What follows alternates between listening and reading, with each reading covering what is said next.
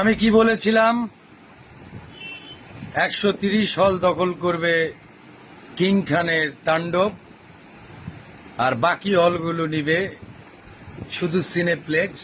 কারণ সিনেপ্লেক্সে একসাথে 5-6টা ছবি চলে, 4-5টা ছবি চলে। সিঙ্গেল স্ক্রিন পুরা দখলে আছে কিং খানের, আই মিন তাণ্ডবের।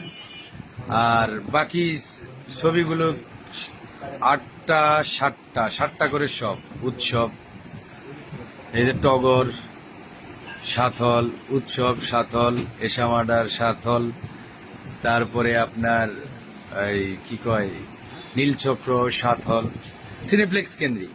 যদি ছোট পর্দার শিল্পী দিয়ে যদি ছবি চলতো, তাহলে এই ছবিগুলো পাইতো হলো কিং খানের মতো 130 হল।